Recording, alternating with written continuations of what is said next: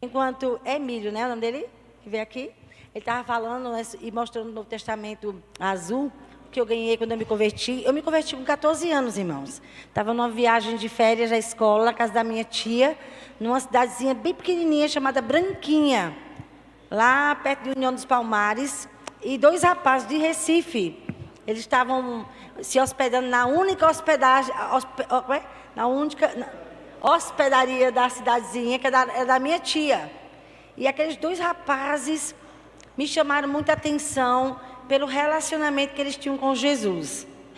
Eles eram tão diferentes, eles eram crentes tão diferentes, né? E eu via aquela intimidade, e eu achava tão bonito, né? E eles começaram a falar de Jesus para mim, para minha irmã. E eu naquela guerra, né? Porque eu não queria ser crente, que para mim crente era muito... Não faça isso, não faça aquilo, não faça aquilo outro. Eu não queria isso para a minha vida. Mas eles falaram de Jesus, da pessoa que Jesus é. E aí eu ficava muito admirada. E numa terça-feira à noite, eu falei para eles, o que eu faço para entregar a minha vida a Jesus? E a gente estava no meio da rua. E ele disse, você só é pedir ao Senhor, repita essa oração. E no meio da rua eu repeti a oração. Senhor Jesus, eu entrego minha vida a Ti, mude a minha vida, entre no meu coração. Eu me lembro como hoje, quando eu abri o olho, eu estava do mesmo tamanho com a mesma roupa. Eu dizia, o que foi que mudou? Mas só que mudou dentro do meu coração. Naquele dia, o vazio, porque eu me sentia muito infeliz, né? Eu me sentia muito, era triste. E eu ficava sonhando em ser feliz. Como é que eu acho a felicidade? E através daqueles dois rapazes, eu entendi que a felicidade é uma pessoa. A felicidade não é ter coisas. A gente sonha em ter as coisas, irmãos. Eu me lembro que quando a gente foi ter nosso carro zero, era o nosso sonho. E quando Marco comprou o carro zero, eu me alegrei. E pronto. Eu disse, meu Deus, mas não preencheu o meu vazio. Era um sonho realizado. Me alegrei. Foi muito bom. Mas passou. A gente tem sonhos de ter uma casa própria. É tão bom ter a casa própria. Agora a gente está sonhando em construir uma nova casa para nós, né? E estamos pedindo a Deus. É um sonho. Eu me lembro quando a gente foi para a nossa casa, depois de 10 anos e meio de aluguel, e a gente construiu a nossa casa, que é a que a gente mora hoje. Ai, eu fiquei como quem sonha. Mas passou. E eu percebi que ter coisas é bom, mas não preenche o vazio do nosso coração. E quando eu entreguei a vida a Jesus, o vazio saiu, irmãos. Nunca mais eu fui aquela menina. Aquele sentimento de rejeição, de abandono, de não pertencer a ninguém. Porque na verdade eu tive uma família muito boa, meu pai, minha mãe, minhas irmãs, mas eu tinha um sentimento de rejeição terrível. E quando eu encontrei Jesus, o amor dele mudou a minha vida. Eu comecei a me sentir filha. Eu tenho um pai, eu tenho um dono. E eu comecei a fazer de Jesus meu melhor amigo. Meu Deus, e aí eu ganhei o meu Novo Testamento. E lá no meu Novo Testamento, eu não sei como é agora, mas no finalzinho dele, de capa cinza, tinha assim, quando estiver angustiado. Aí eu abria lá, os versículos estavam lá. Quando estiver aflito, quando estiver preocupado, tinha lá um monte de referência com o tema, para a gente poder encontrar os versículos para acalmar, para a gente encontrar resposta. E assim minha vida mudou, eu lendo o Novo Testamento. Só que ele era muito pequenininho. E aí, quando eu voltei de viagem, eu ganhei o outro Novo Testamento, que era maiorzinho, que era na linguagem de hoje. Na época era, o mais importante é o amor. Gente, eu me trancava no quarto, eu ficava horas lendo o Novo Testamento. E eu chorava. E eu, lá no meu quarto, lá no chão, lá em casa, era 10 filhos num quarto só. Meu Deus, era um entra e sai. Mas eu não queria saber. Eu estava lendo o Novo Testamento. Quando eu fiz 15 anos, a minha irmã Salete me deu a primeira Bíblia. Eu me lembro como hoje. Como eu chorei ganhando a minha primeira Bíblia. Meu Deus, fiquei tão emocionada. E eu queria era ler a Bíblia. Ler a Bíblia. Eu queria conhecer o Jesus da Bíblia. Não era o Jesus que alguém falou dele para mim. É diferente ouvir falar de Jesus. É diferente você conhecê-lo pessoalmente. E sabe como a gente conhece Jesus pessoalmente? Lendo a Bíblia. Ame esse livro. Leia ele todos os dias da sua vida. Medite nele. Porque nele, irmãos, quando a gente começa a ler, o poder de Deus sai das letras e toca a nossa vida e muda a nossa vida de verdade, irmãos. Há um poder sobrenatural. O Espírito Santo usa as letras, essas letras pretas, nesse papel branco. Gente, não é apenas letra. Quando você começa a ler, se transforma em vida e muda as nossas vidas. Conhecer Jesus, de ler a Bíblia, é transformador. E eu não fui para nenhuma igreja. Eu não conhecia a igreja evangélica, mas eu me lembrei que aqueles rapazes eram da igreja batista. E eu fui conhecer a igreja batista, pastor Jaziel, né? Porque o Marco teve o pastor dele primeiro, foi Jadiel. O meu foi Jaziel de Oliveira Rego. Ele era professor do colégio 15. Ele era baixinho, de olho azul, mas ele estava buscando a Deus, buscando. E ele tinha uma fome por Jesus. E eu me lembro quando eu cheguei a primeira vez, os rapazes me disseram: vá na igreja evangélica e vá procurar o pastor. Eu digo: eu tenho que procurar o pastor. E aí, quando eu entrei na primeira igreja batista, foi a primeira igreja que eu me tornei membro. Eu me lembro que os jovens que estavam na porta, por isso que o pessoal da atmosfera, vocês são incríveis. Os jovens que ficaram na porta, lá na igreja batista, eram os introdutores. Aqueles meninos me receberam tão bem, eu me lembro. Foi Alexandrino e Joelma, meus primeiros amigos que eu fiz. Quando terminou o culto, Joelma foi me levar em casa. Que jovem! E eu me tornei a melhor amiga de Joelma. Eu nem sabia que isso era discipulado. Joelma lia a Bíblia comigo. Joelma me chamava. A gente ficava horas e horas na casa dela, eu lendo a Bíblia junto com ela. Gente, minha primeira discipuladora foi Joelma, lá na primeira igreja batista aqui de Garanhuns. E Deus começou a me firmar na palavra. E ela me ensinou. Uma vez eu estava lanchando de viagem com os pais dela e eu não orei antes de comer. Aí ela: ô Cristiane, a pessoa ora antes de comer. E eu disse: é. Aí ela foi me ensinar que eu deveria orar antes de comer. Aí ela orou e eu aprendi a orar antes de comer. E, gente, como é bom ter um irmão em Cristo mais maduro que a gente, para nos ensinar a amar Jesus, a conhecer Jesus. Amém? Então nós vamos orar. Coloque a mão no seu coração. Diga: Espírito Santo, use a sua palavra e fale ao meu coração. Me revele as verdades de quem o Senhor é e de quem eu sou em Ti. Eu quero conhecer Jesus. Eu quero ser mais apaixonado por Jesus. Eu quero entregar a minha vida a Jesus. Diga: Jesus, seja o meu dono, seja o meu Senhor e o meu Salvador, em nome de Jesus. Amém, queridos? Então, eu quero continuar falando sobre o caminho da maturidade. Coloque aí. Eu falei para você, quem quer amadurecer aqui?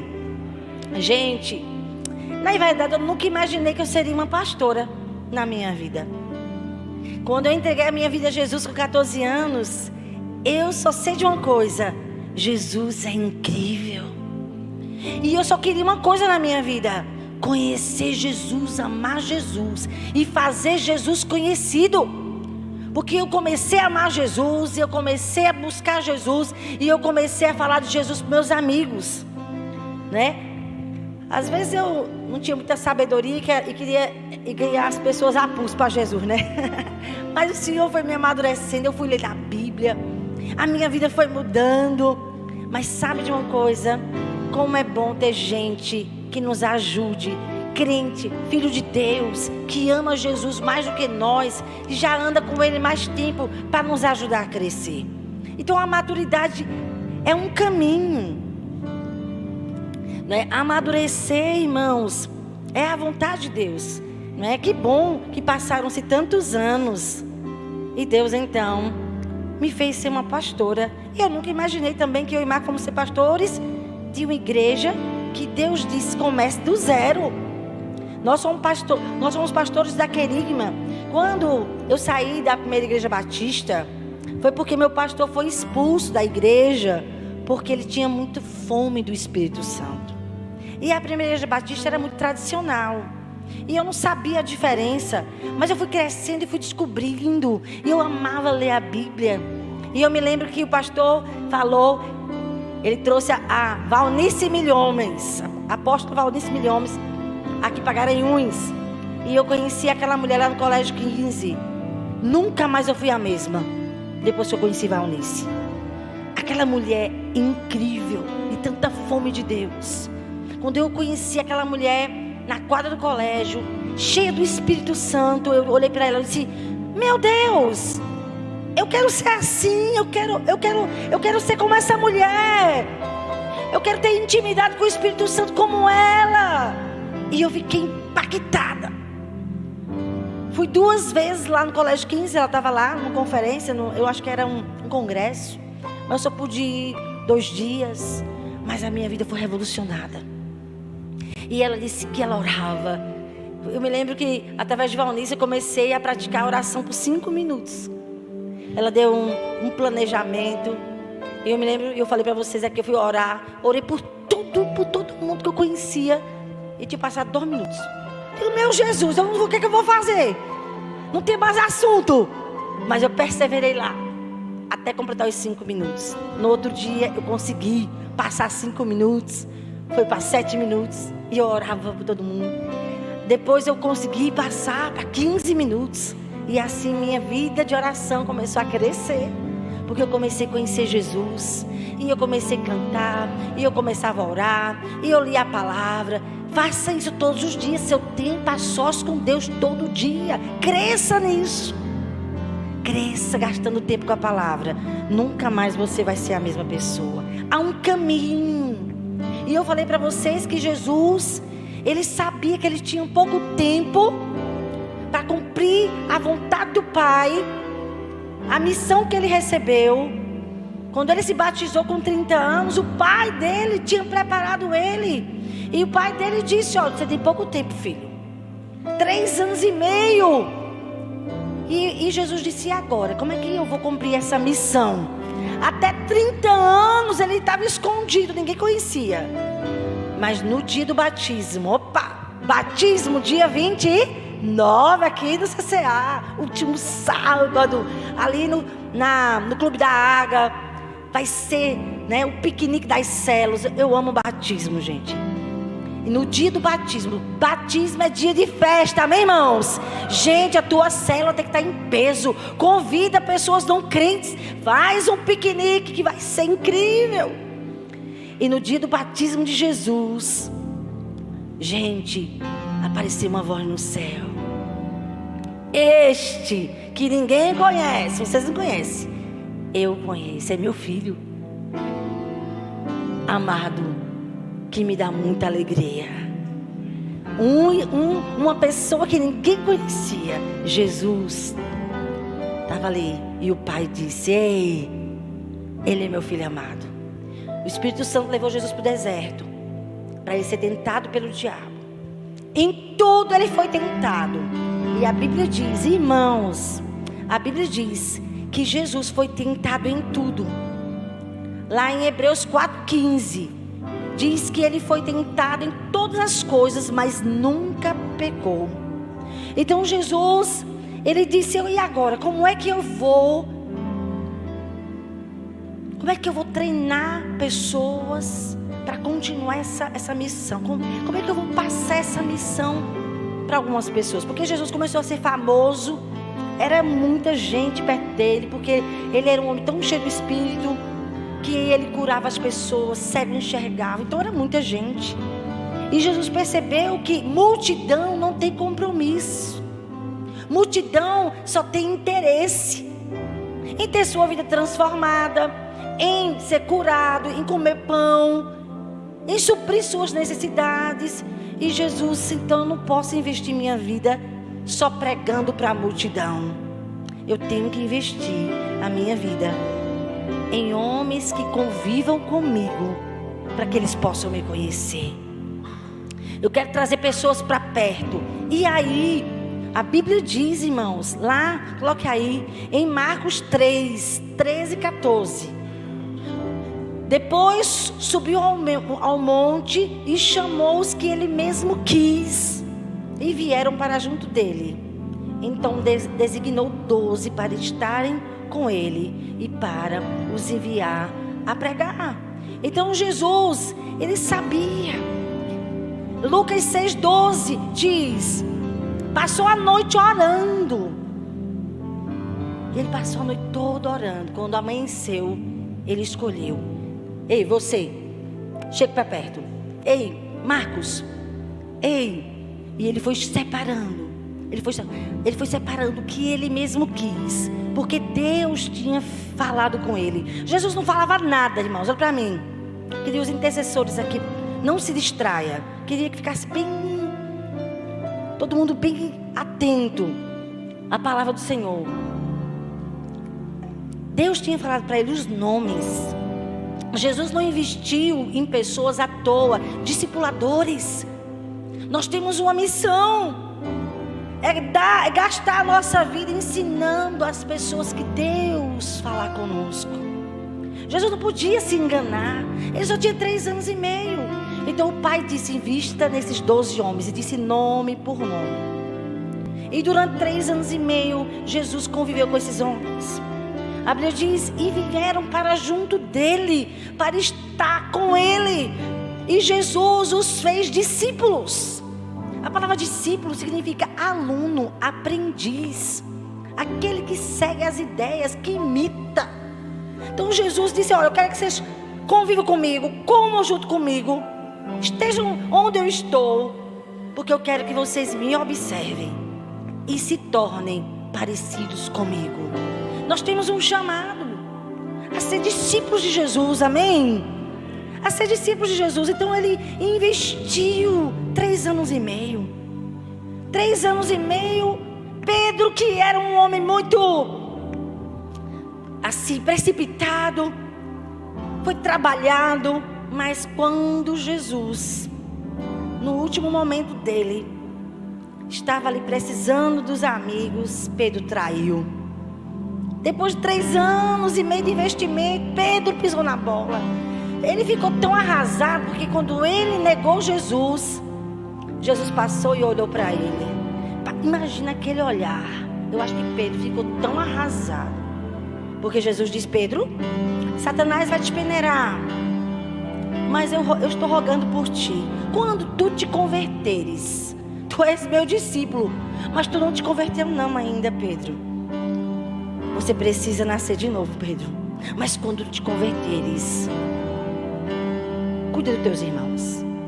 E a Bíblia diz que ele se decepcionou com ele. Como é que eu fiz isso? Neguei. Pedro ficou tão arrasado que voltou a pescar. Jesus, quando ressuscitou, apareceu a Maria Madalena e disse: olha, diga para os discípulos que eu vou encontrar com eles. E diga a Pedro, porque se Jesus não tivesse dito o nome de Pedro, Pedro não iria, porque ele não se sentia mais discípulo. Cara como eu, e ele me escolhe. Vou nada. Eu não vou nem me encontrar com ele, porque eu não sou discípulo dele. Porque se eu fosse discípulo dele, eu não tinha feito uma coisa dessa. Mas Jesus disse: diga a Pedro que eu quero me encontrar com ele. E Jesus então foi encontrar com Pedro. E Pedro estava tão arrasado, irmãos. Tem que ser uma cura interior profunda. Aí Jesus então, de madrugada, aparece na praia. Pedro tinha negado numa fogueira. Jesus montou uma fogueira.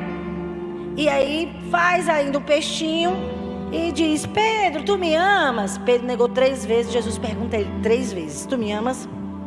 Pedro estava arrasado. Tu sabes, Senhor. Jesus está perguntando: tu me ama com amor ágape? Pedro disse: não, Senhor, eu só amo o Senhor com amor de amigo. O Senhor sabe que eu pisei na bola.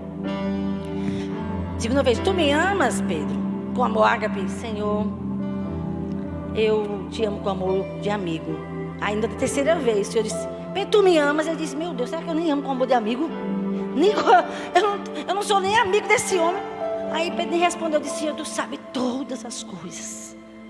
Mesmo com minhas falhas, Senhor, eu te amo. Jesus disse: apacente as minhas ovelhas. Eu tenho um chamado para você. Mesmo você tendo pisado na bola comigo, eu te perdoei, Pedro. Seja pastor das minhas ovelhas. Nunca mais Pedro foi o mesmo. Irmãos, aquele encontro com Jesus, Pedro mudou de vida. Pedro, e aí Jesus foi embora, Pentecoste, Atos 2, foi batizado com o Espírito Santo. Pedro, cheio do Espírito Santo, começa a pregar. Se converteram 3.000 pessoas. E Pedro foi crescendo, foi amadurecendo, foi conhecendo Jesus. Antes de morrer, Pedro, lá em Roma, foram crucificar Pedro. Pedro disse: não me crucifiquem. Eu não sou digno de morrer assim. Quem morreu assim foi meu mestre. Me crucifique de cabeça para baixo. E Pedro morreu crucificado de cabeça para baixo, fiel até a morte. Fiel até a morte. Porque ele encontrou Jesus e a vida dele foi marcada para sempre. Naquele dia que ele perdoou Pedro, ele pisou na bola. Jesus não desistiu de Pedro. Jesus não desistiu de você, meu irmão. Você precisa buscar ter as suas experiências. Sabe, irmãos, por que Jesus escolheu esse método de formar líderes, de formar pessoas, que se chama discipulado? Porque quem criou discipulado é desde o Velho Testamento, Elias e Eliseu, Moisés e Josué. Mas no Novo Testamento foi Jesus que escolheu, né, esse método. Porque Jesus não tinha tempo para eles fazerem faculdade. Ele não vou formar gente que vai me representar aqui na terra numa faculdade. Já sei, a melhor escola se chama convivência. Discipulado é conviver, irmãos. É relacionamento, sabe, irmãos? E Jesus investiu em relacionamento profundo, de convivência, de correção. Porque Jesus não só tratava os discípulos com beijos, não. Tinha momento que Jesus corrigia, ensinava. Ele estava passando por Samaria, os samaritanos não quiseram recebê-lo, porque ele ia para Jerusalém.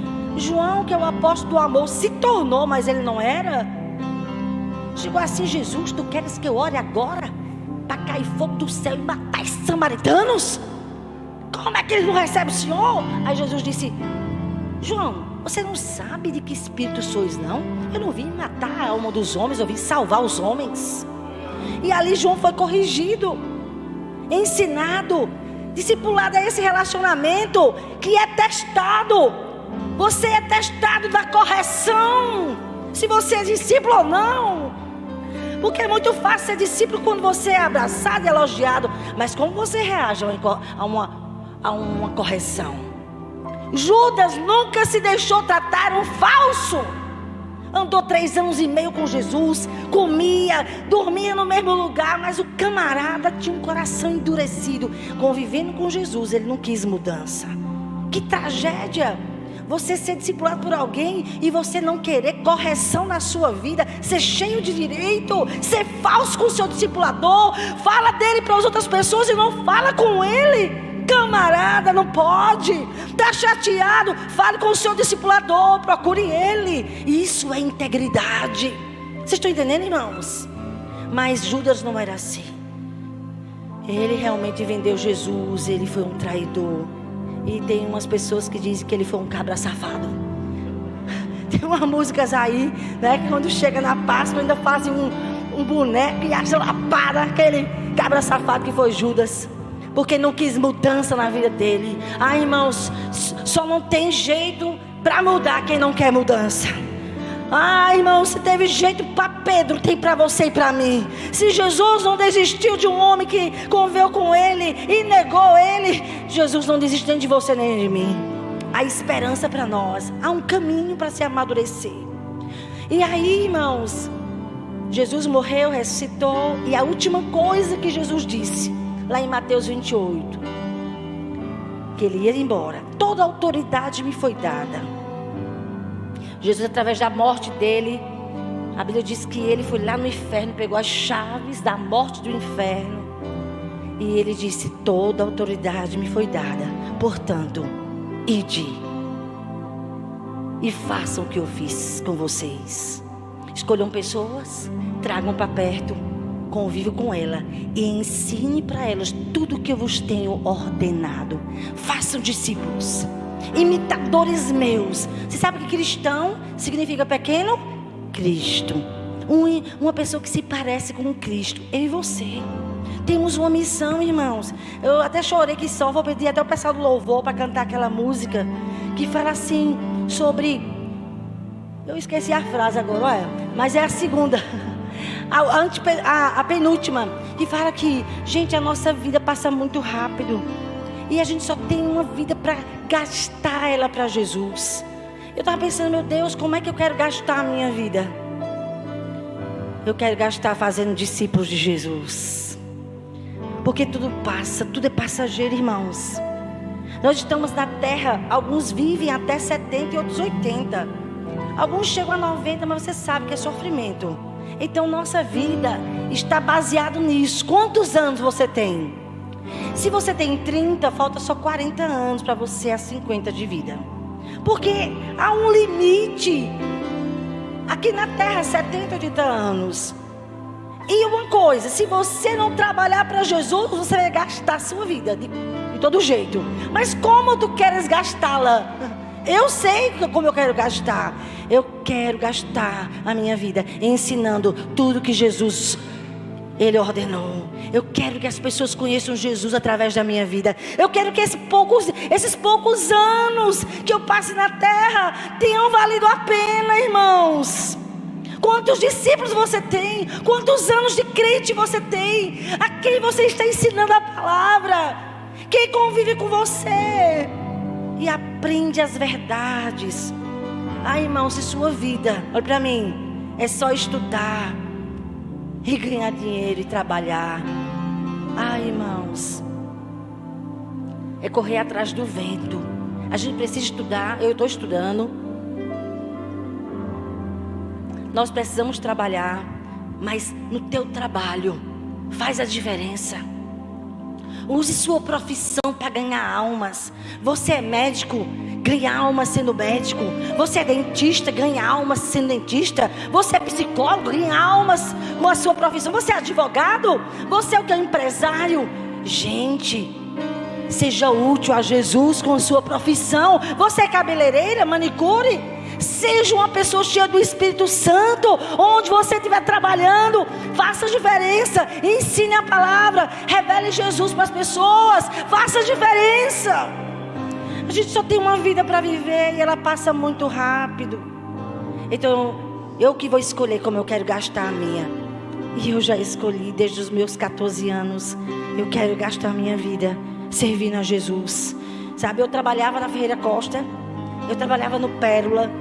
Eu me lembro, irmãos, eu estava na Ferreira Costa, lá no caixa da Ferreira Costa, e eu o tempo todo orando, e eu estava lá digitando para a mulher passar. Ao invés de eu dizer obrigado, eu dei glória a Deus para a mulher. Eu sei que a mulher olhou para mim e disse: muito obrigado, fiquei vermelho porque eu estava lá, né? Mas a gente tem que fazer a diferença.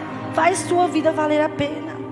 Anos depois se converte um rapaz chamado Saulo, perseguidor da igreja. O cara teve uma experiência com Jesus incrível.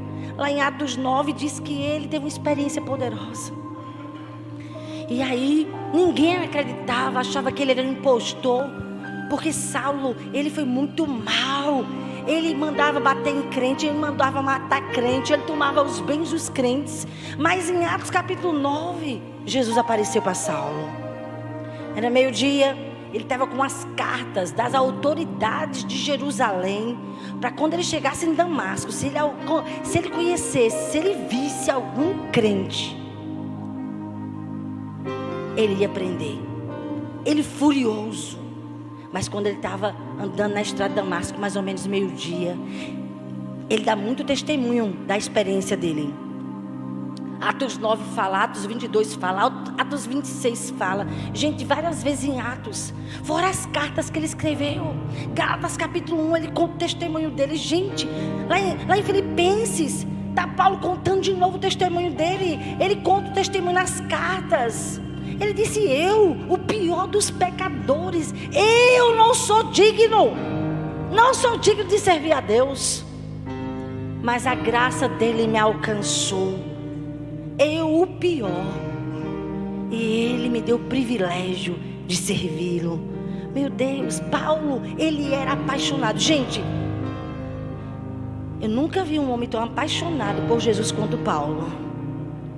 E o nome dele era Saulo, hebraico, e ele colocou para Paulo, grego, para poder ganhar os gregos, para ganhar os gentios. Por isso que de Saulo passou para Paulo. E estava lá aquele jovem.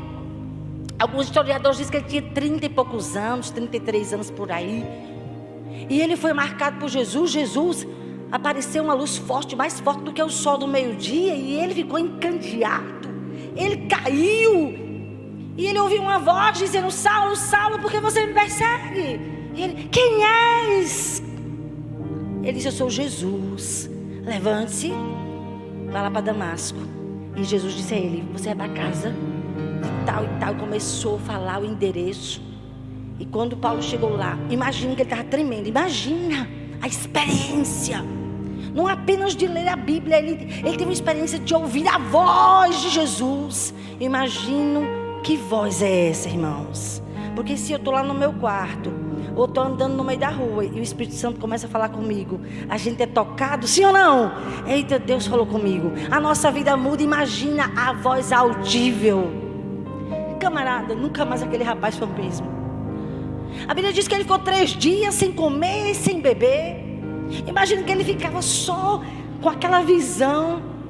E aí 3 dias depois, o Senhor encontrou um discípulo chamado Ananias e disse: vai lá na casa. Eu não me lembro qual o nome da casa de Judas era. Olha para mim o nome. Olha para mim aí o nome do rapaz. Simão, é? A rua chamada direita, a casa de Simão, de Judas, né? Aí vai lá. E ele disse: Senhor, vou não, Senhor, porque aquele camarada, ele já mandou matar. O Senhor sabe que ele é um perseguidor. Vá e diga a ele que a partir de agora ele vai saber o quanto ele vai sofrer por mim. E aí Ananias foi, chegou na casa, bateu na porta. Aqui tem um rapaz chamado Saulo. Ele está ali orando. Aí ele colocou as mãos na cabeça e disse: Saulo, irmão, Jesus que apareceu para ti na estrada de Damasco e mandou aqui falar contigo. E ali o chamado de Saulo: você vai ser apóstolo dos gentios. E ali Deus deu a revelação. Meu Deus, eu estou me arrepiando aqui. Irmãos, ele foi batizado. Imagina Paulo orando em línguas. Ele foi batizado no Espírito Santo. A Bíblia diz que depois que ele voltou a enxergar, tocou em Paulo e disse: volte a enxergar. E ele voltou a enxergar, porque ele estava lá 3 dias sem enxergar. Ele não perdeu tempo. Paulo era incrível. Ele começou logo. Depois você lê o capítulo 9 de Atos. Imediatamente ele começou a pregar. Teve que ser expulso, né, de lá da cidade, porque já queriam matar ele. Ele teve que sair fugido lá de Damasco. Gente, e ele foi para o deserto se dedicar à oração, às escrituras, porque ele queria conhecer o Deus da Bíblia. Foi o maior apóstolo de todos os tempos. Mas quando ele se converteu, então ele foi para Jerusalém. E ninguém acreditou. Ninguém acreditou no testemunho dele. Mas Barnabé foi o primeiro discipulador de Saulo. Barnabé disse: vem cá, rapazinho, me conte aí seu testemunho. Barnabé, eu estava andando, era meio-dia, apareceu uma luz forte. E Jesus disse: Saulo, Saulo, por que tu me persegues? E aí minha vida mudou, eu sou de Jesus. Então Barnabé trouxe Saulo para perto e foi ensinar aquele rapaz a conhecer Jesus. Saulo foi discipulado por Barnabé. Saulo era assim, muito apaixonado. Ele queria converter as pessoas a pulso. E começava a debater com aquelas pessoas inteligentes. Estava causando confusão em Jerusalém. Então os apóstolos disseram: ô Saulo, vá voltar para a sua cidade lá de Tarso. E enviaram ele embora. 1 ano depois estava lá Barnabé procurando ele. Onde está aquele rapazinho? E Barnabé foi atrás dele e levou ele para Antioquia, para continuar discipulando, ensinando Saulo a amar a Jesus. Saulo se tornou um grande homem de Deus, apaixonado pelo Senhor. Lá em 1 Coríntios, coloca aí. Porque, irmãos, eu e você precisamos fazer questão de ser discipulado. Porque o Senhor escolheu esse caminho do discipulado para amadurecer a gente. Sabe por quê? Porque realmente é essa convivência. O caminho da maturidade é o caminho que nos ajuda a amadurecer, esse discipulado.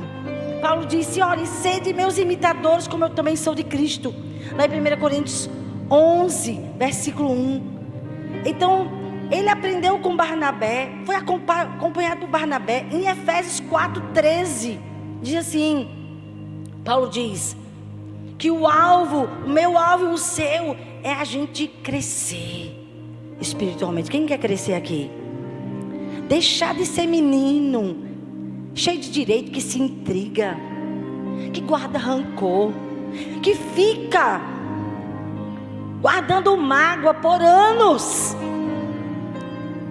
cheio de milindre, que quando é corrigido, ao invés de se humilhar e dizer verdade, fica indiferente, se distancia. Desde de ser menino, meu irmão.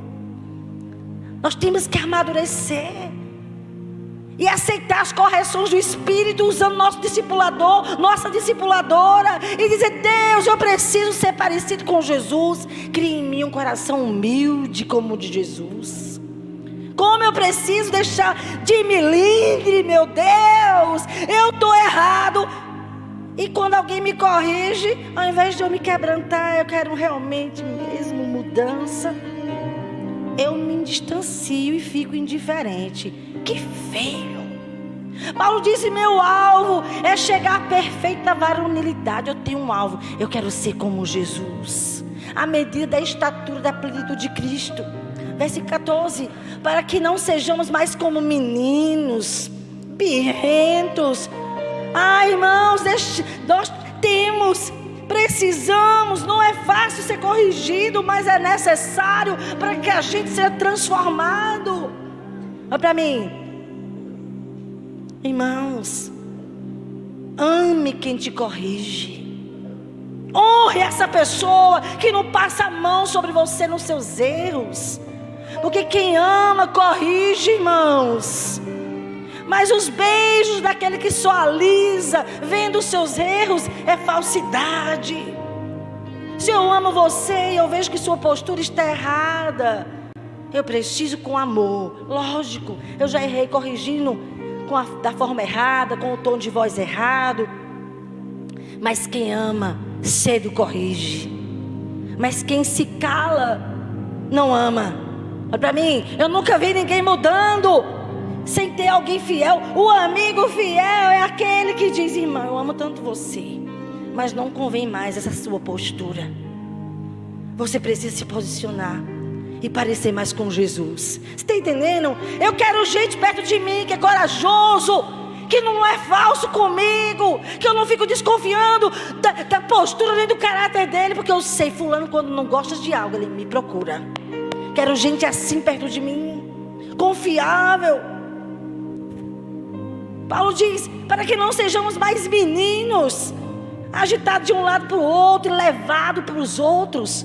Sabe, quando uma pessoa se magoa, ela só quer encontrar alguém que tem as mesmas queixas para se juntar, para falar mal.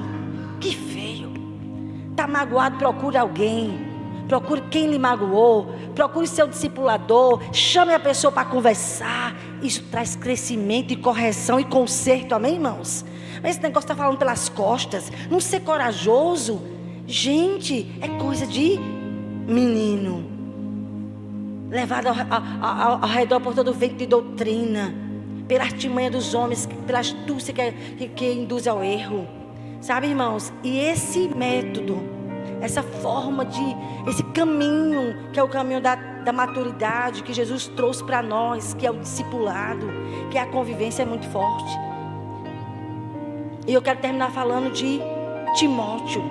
Abra comigo a sua Bíblia aí, em Atos, no capítulo 16.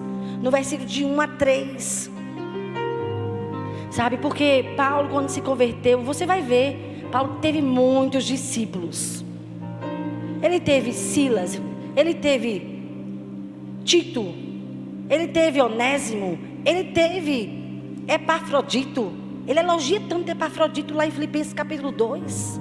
Honrem a homem como esse, que ele, por amor a vocês, por amor a Jesus, arriscou a própria vida dele. Honre homens assim, apaixonados por Jesus. Paulo teve muitos discípulos bons, mas esse rapaz aqui foi especial para Paulo. Sabe por quê? Porque ele era muito novinho. Olha, irmãos, em Atos capítulo 14, foi a primeira vez que Paulo foi evangelizar. Lá, Atos 14, ele chega em algumas cidades, Icônio, Listra. Paulo é apedrejado, quase morre, porque ele estava evangelizando. Alguns historiadores dizem que nessa primeira ida de Paulo a Icônio e Listra, foi ali que Timóteo se converteu. Ele levou lá ele foi apedrejado e ele quase morre ali, e se converteu nessa primeira viagem missionária de Paulo. Provavelmente os historiadores dizem que se converteu a mãe de Timóteo, Eunice, a avó dele, Lloyd, e se converteu Timóteo. Só que Timóteo era adolescente. Alguns dizem que ele tinha 13 anos.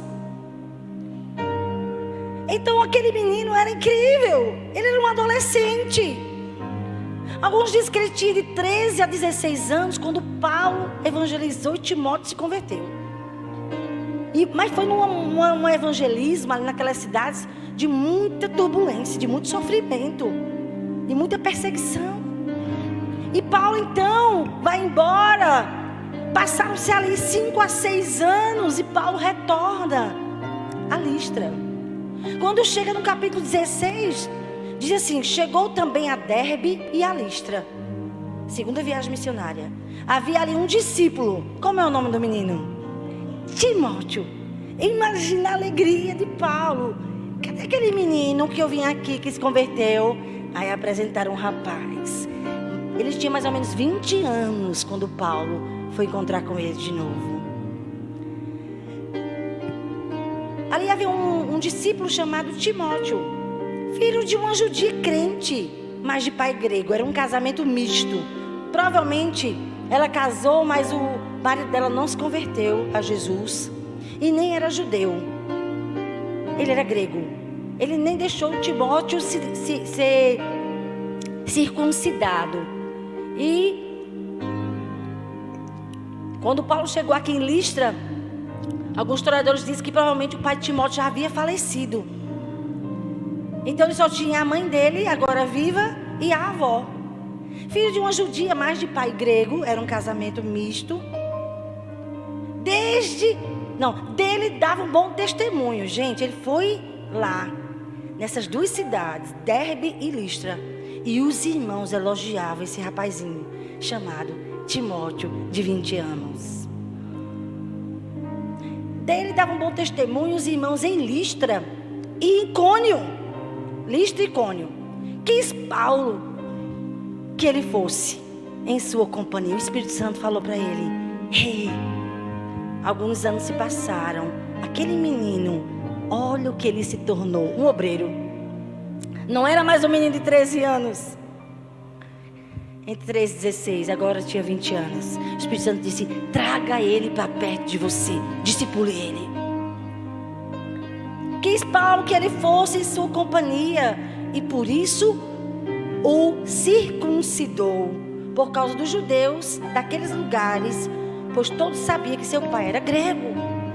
Então, porque ele ia andar com Paulo em muitas viagens, Paulo teve que circuncidá-lo, né? Então, quando Paulo quis trazê-lo para sua companhia, essa palavra no grego é lambano, que significa agarrar alguma pessoa a fim de usá-la. O Espírito Santo falou assim: agarra esse menino, Paulo, traga ele para perto, porque eu vou usar esse rapaz muito. Eu quero que ele aprenda convivendo contigo. Tudo que eu tenho revelado de mim a você, Paulo, ensine tudo para esse rapazinho, para que ele seja um grande homem de Deus. E Paulo então traz aquele menino de 20 anos. Timóteo era tímido, o menino. Ele tinha um temperamento mais calado. Imagine Paulo, um colérico da vida. Parece eu e Marcos. Marcos é melancólico, mais calado, e eu agitada. Mas Paulo, ele era colérico. E pegou um menino tímido, um menino medroso, inseguro, cheio de complexo. O pai tinha morrido, ele novo. E então adota aquele menino como filho. Ande comigo, Timóteo. Você vai comigo agora viajar. Imagina, né? Que coisa maravilhosa. E aí, Paulo, ele vai andando com Timóteo. E Timóteo começa a fazer parte da equipe apostólica. Timóteo começa a andar com os homens assim, cheios do Espírito Santo. E ele começa a observar tudo na vida de Paulo. Em 2 Timóteo 3:11, né? Paulo, ele confirma. Ele diz: você sabe, Timóteo, 2 Timóteo 3:11, quantas aflições eu tenho tido como resultado da minha pregação do Evangelho. Sabe a respeito de tudo quanto me fizeram enquanto eu visitava Antioquia. Você se lembra quando eu fui visitar Antioquia pela primeira vez? Antioquia, Icônio, Listra, você sabe de todo sofrimento, porém o Senhor me livrou de todas essas coisas. Então, Paulo, ele trouxe um rapaz que teve uma experiência com o Senhor muito novinho. E ali, Timóteo começou a carregar a bagagem de Paulo, a carregar a roupa de Paulo, a ajudar a fazer a comida de Paulo. Eram muitas viagens. Timóteo estava para servir o apóstolo Paulo em qualquer coisa que ele precisasse. E viajava e convivia. E comprava comida. Ia para o supermercado. Lógico, não tinha supermercado, né? Eu estou falando na nossa linguagem. Mas Timóteo estava ali, aprendendo a vencer a ele mesmo, a timidez, porque ele era tão diferente daquele homem tão destemido que era Paulo. Timóteo olhava para ele: meu Deus, me ajude, esse homem é incrível. Mas a convivência foi mudando a vida desse rapaz tão tímido. 1 Timóteo 1:7, Paulo diz: Deus não nos deu espírito de covardia, Timóteo. No grego é deilia, que significa timidez, medo. Deus não nos deu espírito de timidez nem de medo, mas de poder, de amor e de equilíbrio. Não tenha medo, Timóteo. Pregue a palavra. Quer as pessoas queiram te ouvir, não quer que as pessoas te desprezem por você ser jovem, nem se preocupe. Pregue a palavra. Olha, o relacionamento deles era tão pessoal, porque Timóteo estava em todos os lugares com Paulo, irmãos. Ele estava ali para servir o apóstolo Paulo. Enquanto ele servia, ele aprendia convivendo. E em 1 Timóteo 1:2, Paulo diz assim: Timóteo, meu verdadeiro filho na fé. Paulo chama de Timóteo meu filho. Só convivência faz a gente chamar uma pessoa de filho. Sabe por quê? Tem que ter muita prova. Não é todo mundo que aceita ser filho, não.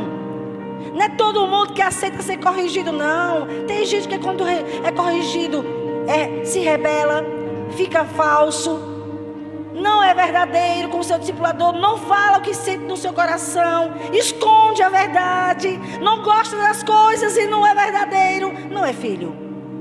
Mas Paulo corrigia esse menino. Eu imagino que teve momentos que Paulo errou com Timóteo, como eu já errei com minhas discípulas. Já errei com elas. Mas que mulheres Deus colocou na minha vida. Elas chegam para mim e elas falam: pastora, eu queria falar com a senhora. Elas falam com muito respeito, viu? Mas eu fiquei tão triste com a senhora. A senhora teve essa atitude comigo. E quando elas falam, é verdade mesmo. Eu digo, me perdoe. Mas eu digo, meu Deus, que discípula é essa? Que mulher íntegra eu tenho. Pior coisa do mundo é ter um discípulo perto de tu, que tudo ele faz. Sim. E por dentro, não concordo. E eu não gostei. Sim. É triste andar com uma pessoa assim, que tudo é sim quando quer dizer não. Bom é quando você tem gente que até fala de maneira errada com você. Depois se arrepende, né? Logicamente. Mas é verdadeiro. Diz o que está no coração e a gente conhece aquela pessoa. E a gente diz, gente, fulano é digno da minha confiança. Que cara íntegro. Gente, eu sei que conviver com uma pessoa de perto, a gente erra muito, marido e mulher aqui. Quantos erros a gente comete no nosso casamento? Sim ou não? Só eu que cometo com o Marcos. Quantos erros, meu Deus. Fala da maneira errada. Gente, a rede de casais ontem foi incrível. A gente recebeu um cartãozinho, tinha aqui nas cadeiras. Era uma palavra de correção de Deus para mim. Deus dizendo assim, tenha domínio próprio, vigia a boca. Diga, eita, é verdade, meu Deus. Porque quem fala muito peca mais, né, meu filho? Meu Deus. E é tão bom, gente, a gente aprender. É bom fazer parte da rede de casais por causa disso. Porque a gente vai melhorando na forma da gente tratar o nosso cônjuge. Então Paulo diz, Timóteo, nas duas cartas, pode observar. E não só foi nas duas cartas não. Nas cartas que ele escrevia, Timóteo, meu filho na fé, verdadeiro. Ele é da minha confiança. Pensa no rapaz que eu confio. Porque quando ele não gosta das coisas, ele me diz. Eu nunca vi Timóteo sendo falso comigo. Esses anos todos, esse rapaz, se eu pisar na bola com ele, se eu falar errado com ele, ele fala comigo. Que coisa linda. Ele é da minha inteira confiança. Olha no 2 Timóteo 1, 4, 5. Veja aí se tem esses textos aí, por favor. 2 Timóteo 3, 4, 5. Se não tiver, não tem problema. Eu vou lendo aqui. Coloquei alguns textos ali. Mas 2 Timóteo, irmãos, 3. Onde é que eu estou, meu Deus? Aqui. 2 Timóteo 1, versículo 4, versículo 5. Olha o que ele diz. Eu fiquei tão emocionada. Meu Jesus, que coisa linda. Discipulado é coisa de Deus. Lembrar das tuas lágrimas. Timóteo chorava, irmãos, no discipulado. Timóteo chorava quando era corrigido. Timóteo chorava quando estava com crise. Ele expressava quem ele era. Lembrar das tuas lágrimas, Timóteo. Estou ansioso por ver-te, para que eu transborde de alegria pela recordação que guardo da tua fé sem fingimento. Meu Deus. É 2 Timóteo, né, meus irmãos? 2 Timóteo 1, 4, 5. Fala da tua fé sem fingimento. Tu é um cara transparente comigo. Tu não finge para mim. Eu me lembro de ti e eu tenho saudades de conviver como um homem como você é. Uma fé sem fingimento. Então eu acho isso tão tremendo, sabe? Esse relacionamento de amizade, sabe? De tanto relacionamento. Pois através da convivência com Paulo, Timóteo aprendeu lições profundas do compromisso do apóstolo Paulo com o Senhor. Olha, eles conviviam tanto. O relacionamento de Paulo com Timóteo era tanto de pai e filho. 2 Timóteo 3,10. Tu, porém, Timóteo, tens seguido de perto. Ei, eu convivo contigo. Tu é meu discípulo, aquele que mais relaciona comigo. Eu convivo de perto contigo. Tu tens seguido de perto o meu ensino, procedimento, propósito do meu coração. Você sabe os motivos, Timóteo, porque eu sirvo a Deus. As intenções do meu coração, cara, tu conhece, porque tu convive comigo de perto. Você conhece a minha fé, longanimidade, amor que eu tenho pelas pessoas, que eu tenho pelo Senhor, a minha perseverança. 2 Timóteo 3,14. Tu, porém, permanece, Timóteo, naquilo que aprendeste e de que foste inteirado, sabendo de quem o aprendeste. Você não está aprendendo com uma pessoa fingida, não. Que no púlpito é uma coisa, tu não está convivendo com um homem assim, que na igreja é uma coisa e em casa é outra. Não, tu tens convivido de perto, tu me conhece, Timóteo. Tu sabe quem eu sou, cara. Eu sou aqui pregando para a multidão, eu sou em casa e você conhece porque tu está na minha casa comendo comigo.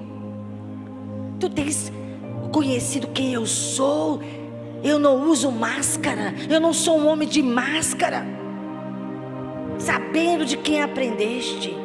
É como se Paulo tivesse, irmãos, dizendo a Timóteo: permaneça fiel ao que eu tenho te ensinado, porque você me conhece muito bem. Você conhece quem eu sou. Você tem convivido comigo. Timóteo foi sendo transformado, irmãos, através desse relacionamento de discipulado, de ensino, de correção, de instrução, de amizade, de rir junto e chorar junto. Essa convivência do apóstolo Paulo com Timóteo foi transformando a vida desse menino imaturo, medroso, inseguro. As correções, as observações, olhando para o discipulador, ele disse: eu quero ser assim como meu discipulador. Meu Deus, ele entrava em crise. E essa convivência de ensino, confronto, teste. Gente, chega um momento no discipulado que a gente diz: eu não sei agora se a minha discípula vai permanecer comigo. Aí quando a discípula permanece, aí você diz: meu Deus, essa menina mesmo é uma filha, aguentou a correção. E a gente só sabe que tipo de discípulo a gente tem andando conosco nessas horas de correção e confronto, meu irmão. Quando a peia vem. Eu já fui corrigida pela pastora Claire e meu coração foi testado. Será que eu quero ela como discipuladora mesmo? Mas ela me ama, por isso que ela me corrige. Ela é leal ao Senhor e a mim. E eu acho que Paulo ficava assim: agora ele vai sobreviver, não. Eu meti agora uma cacetada nele tão grande agora, meu Deus. Nesse discipulado, a correção foi tão profunda que agora o camarada vai me abandonar, vai voltar lá para Listra. E ele não abandonou, não. Permaneceu fiel, irmãos, às correções, aos ensinos, aos erros de Paulo. Nosso discipulador erra conosco, mas sabe quem está sendo testado? O discípulo. Que tipo de discípulo você é? Se o discipulador errou, quem é testado é você. Quem está sendo observado é você. Que tipo de pessoa tu és? Porque o discipulador errando, você nos ensina a melhorar. E a gente diz: uau, que pessoa eu tenho ao meu lado. Ele foi testado. E Paulo disse: será que esse camarada vai sobreviver comigo, meu Deus? Estou pegando pesado com esse menino. Mas ele precisa se tornar um homem. Mas ele precisa se tornar um pastor. Ele não pode ser um eterno menino. Ele tem que crescer, esse camarada. Ele não pode ter mais esse tipo de comportamento. E teve que pegar pesado com ele. E ele não abandonou Paulo. Aguentou o rojão. Sim, senhor, tá certo. Acho que ele chorou tanto, meu Deus do céu. Mas é assim mesmo. Ele errou também. Acredito que Paulo teve seus erros. Mas Timóteo, acho que tremendo, dizia: meu discipulador, quero lhe falar que o Senhor falou de maneira muito dura comigo. Eu não gostei do seu tom de voz. E falava. Mas permaneceu. Ele errou, Paulo errou, mas a convivência foi fazendo Timóteo ser um grande homem de Deus. Irmãos, quando Paulo escreveu a segunda carta de Paulo a Timóteo, foi a última carta, Timóteo tinha 40 anos. Tinham se passado 20 anos de convivência, irmãos. Timóteo agora era o pastor de Éfeso.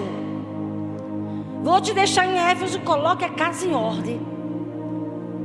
Corrija as pessoas, Timóteo. E aquele menino foi cuidar de Éfeso. Foi passando 10 anos, 20 anos convivendo com o apóstolo Paulo. Quando tinha um problema grave nas igrejas, Paulo dizia: eita, eu não vou poder ir. Timóteo, meu filho, você sabe o meu coração. Vá lá, me substitua e fale como se fosse eu. Está lá, Timóteo. Filipenses 2,19. Espere, porém, no Senhor Jesus mandar-vos Timóteo o mais breve possível, a fim de que eu me sinta animado, tendo conhecimento da vossa situação. Versículo 20. Porque a ninguém tenho de igual sentimento, que sinceramente cuide do vosso interesse. Porque todos eles buscam o que é próprio, o que é seu próprio, não o que é de Cristo Jesus. E vocês conhecem quem é Timóteo. O seu caráter provado, o camarada foi provado, testado, pois serviu ao Evangelho junto comigo, como um filho ao Pai. Então Timóteo foi provado em seu caráter, para ver se realmente era uma pessoa de confiança. E ele permaneceu sem fingimento, leal no relacionamento com o apóstolo Paulo. Paulo tinha confiança, mandava sempre ele. 1 Coríntios 4,17. Por esta causa vos mandei Timóteo, que é meu filho amado e fiel no Senhor, o qual vos lembrará, irmãos, os meus caminhos em Cristo, Jesus, por toda parte ensina em cada igreja. Olha, eu não posso ir aí em Corinto resolver os pepinos aí da igreja, mas eu vou enviar o meu filho Timóteo. Ele é fiel no Senhor, ele é uma pessoa da minha inteira confiança. Ele conhece quem eu sou, ele conhece tudo que eu tenho ensinado para ele. Ele vos lembrará os meus caminhos em Cristo. Timóteo foi o auxiliar de Paulo, irmãos, que mais viajou com Paulo, que era servo mesmo. Ele carregava mala, ele comprava suprimento, ele entregava cartas, e ele foi crescendo. E agora ele era a pessoa que Paulo usava como pastor para corrigir, para ensinar. Eu vou enviar Timóteo e ele vai dar as instruções para você. 1 Tessalonicenses 3,2. E enviamos nosso irmão Timóteo, ministro de Deus. Ele agora não era mais apenas um rapaz que entregava cartas às igrejas, agora era um ministro. Foi consagrado pastor, ministro de Deus no Evangelho de Cristo, para em benefício da vossa fé, confirmar-vos e exortar-vos. Ele deixou de ser um menino, se tornou um homem de Deus, íntegro, e ia então colocar as igrejas em ordem, corrigir pessoas, ensinar pessoas. Ele representava ali o apóstolo Paulo. Timóteo foi um grande servo de Deus, andou com Paulo servindo suas necessidades, praticamente todas as viagens. Por isso foi honrado com o seu nome escrito 24 vezes no Novo Testamento. Praticamente o nome de Timóteo está em todas as cartas de Paulo. 1 Coríntios 14, 2 Coríntios capítulo 1, Filipenses 1, Filipenses 2, Colossenses 1, Timóteo, 1 Tessalonicenses capítulo 1, 2 Tessalonicenses capítulo 1, 1 Timóteo, 2 Timóteo, Filemão e Hebreus. Está escrito o nome Timóteo, fiel cooperador, amigo de ministério, discípulo de Paulo. Vamos orar, que eu gostaria que você orasse para você ser um discípulo assim. Senhor, nós queremos, fique em pé, querido, nós queremos entregar nossas vidas a Ti. Nós queremos também ser pessoas que se deixam corrigir, que não querem mais ser crianças, mas que andam nesse caminho da maturidade, que é a correção, que é o ensino, que é a convivência. Oh, que querem parecer com Jesus. Comece a orar. Está na hora de você deixar de ser menina, de ser um menino. Está na hora de você dizer: Deus, sim, Senhor, é difícil ser corrigido, mas eu preciso de correção. Me transforma em um homem de Deus, em uma mulher de Deus. Coloque a mão no seu coração.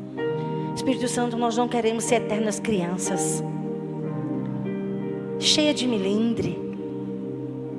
Leva-nos a crescer nesse caminho de maturidade, de transformação, que é o discipulado. É se deixar ser ensinado, com os princípios da palavra, vendo o seu discipulador como um exemplo digno de ser imitado. Nos ajude a avançar espiritualmente, nos ajude a crescer. Espírito Santo, precisamos crescer. Ore pela sua vida. Precisamos crescer. Espírito Santo, sabe que Deus ouve a sua voz, querido? Se você pedir aí para você mudar e deixar de ser um menino, se você pedir para deixar de ser uma menina birrenta, cheia de direito, carnal, crente carnal, é aquele crente que não amadurece, tudo entra na carne, envergonha o nome do Senhor com posturas erradas. Diga: Deus, eu não quero ser um crente carnal, eu quero crescer espiritualmente. Me ajude, Espírito Santo. Oh Senhor, eu quero entregar meus irmãos junto com a minha vida ao Senhor. Leva-nos além, Senhor. Nós temos um alvo: parecer com Cristo. Assim como Paulo, ele formou homens de Deus, ele trouxe pessoas para perto dele para ensinar, sendo exemplo. As pessoas viam ele dentro da casa dele, no dia a dia. Senhor, ele foi formando discípulos, homens que deram a vida. Alguns historiadores disseram que no ano 80 Timóteo morreu, apedrejado. Oh Espírito Santo, Espírito Santo.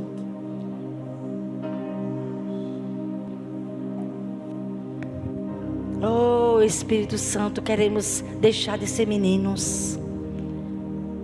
Ajude-nos a crescer.